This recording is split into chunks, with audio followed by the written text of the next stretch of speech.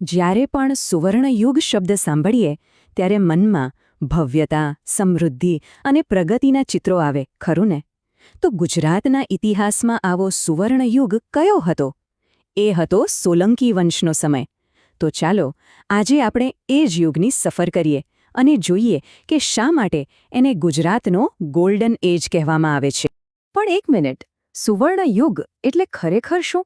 શું એનો મતલબ ખાલી મોટા મોટા યુદ્ધો જીતવા જ થાય કે પછી વાત કંઈક એનાથી પણ ઊંડી છે? શું એ કળા, સંસ્કૃતિ અને જ્ઞાનના વિકાસની કહાની છે? આ જ સવાલોને ધ્યાનમાં રાખીને ચાલો આપણે સોલંકી કાળને બરાબર પારખીએ. તો જુઓ, સોલંકી શાસનકાળની ખાસિયત એ હતી કે એમાં માત્ર સરહદો જ નહોતી વિસ્તરી રહી, પણ સાથે સાથે કળા, સાહિત્ય અને સ્થાપત્યમાં પણ એક જબરજસ્ત ઉછાળો આવ્યો હતો. એટલો મોટો કે એની છાપ આજે પણ આપણા ઇતિહાસ પર અકબંધ છે. અને આવો કોઈ પણ સુવર્ણયુગ એના શાસકોના વિઝન વગર તો શક્ય જ નથી, બરાબર ને? તો ચાલો હવે આપણે મળીએ એ રાજાઓને, એ શિલ્પકારોને જેમણે આ ભવ્ય સામ્રાજ્ય ઘડ્યું હતું. આ આખા રાજવંશની કહાણીને આપણે 5 મુખ્ય પાત્રો દ્વારા સમજી શકીએ છીએ. સૌથી પહેલા મૂલરાજ, જેમણે આ વંશનો પાયો નાખ્યો. પછી આવ્યા ભીમદેવ, જેમના સમયમાં કલા અને સ્થાપત્ય ખીલી ઉઠ્યા. એમના પછી આવ્યા મહાન સિદ્ધરાજ, જેમણે સામ્રાજ્યને ટોચ પર પહોંચાડ્યું. પછી કુમારપાળ, જેમણે સમાજમાં મોટા સુધારા કર્યા. અને છેલ્લે ભીમદેવ બીજો, જેમના રાજમાં આ મહાન સામ્રાજ્યના પતનની શરૂઆત થઈ.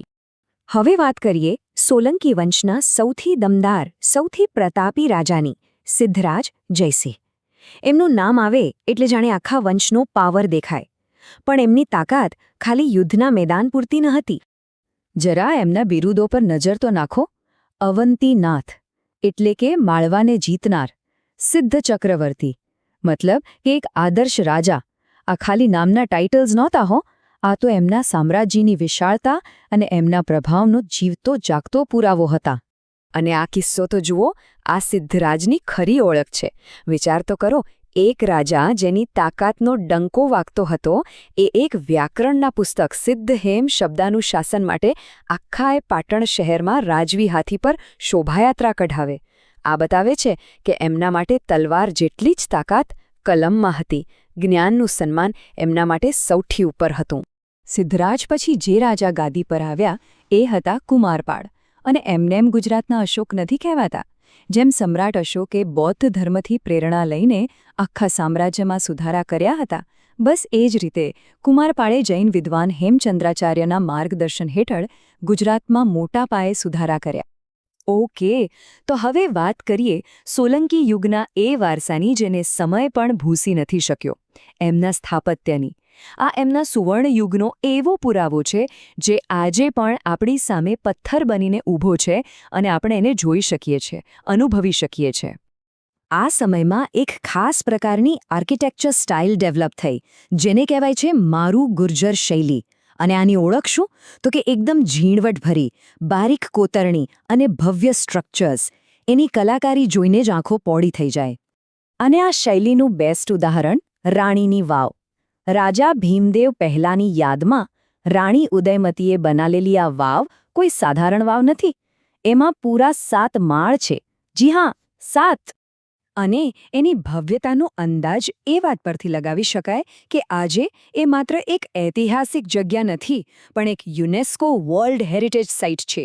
આખી દુનિયા એના મહત્વને સ્વીકારે છે. એ સમયના વોટર મેનેજમેન્ટ અને કલાકારીનો આનાથી સારો નમૂનો બીજો કયો હોઈ શકે? હવે આવીએ મોઢેરાના સૂર્યમંદિર પર. જુઓ, આ ખાલી એક પૂજાનું સ્થળ નથી. આ તો એસ્ટ્રોનોમી અને એન્જિનિયરિંગનો એક જીવતો જાગતો ચમત્કાર છે. એને એવી રીતે ડિઝાઇન કરવામાં આવ્યું છે કે વર્ષના ખાસ દિવસોએ સૂરજનું પહેલવહેલું કિરણ સીધું ગર્ભગૃહમાં બિરાજમાન મૂર્તિ પર જ પડે. કમાલ છે ને? પછી વાત કરીએ સિદ્ધપુરના રુદ્રમહાલની. એની ભવ્યતાનો તો કોઈ પાર જ નથી. આ પ્રોજેક્ટ એટલો મોટો હતો કે એને બનાવતા પેઢીઓ નીકળી ગઈ. વિચારો, જે કામ મૂળરાજ સોલંકીએ શરૂ કરેલું એને પૂરું કર્યો સિદ્ધરાજ જયસિંહે. આ એના સ્કેલની નિશાની છે. અને વડનગરના કીર્તિ તોરણોને કઈ રીતે ભૂલી શકાય? વિજય અને ગૌરવના પ્રતીક જેવી આ ભવ્ય કમાનો આજે પણ એવી જ શાનથી ઊભી છે. એની કલાકારી અને ભવ્યતા ખરેખર જોવા જેવી છે. તો પથ્થરોમાં કંડારેલી આ ગાથાઓ તો આપણે જોઈ, પણ કોઈ પણ સુવર્ણયુગનો સાચો આત્મા તો એની સંસ્કૃતિ અને જ્ઞાનમાં વસેલો હોય છે. તો ચાલો હવે એ પાસા પર પણ એક નજર કરીએ જેણે આ યુગને ખરેખર સુવર્ણ બનાવ્યો. ફરી પાછા કુમારપાળ પર આવીએ.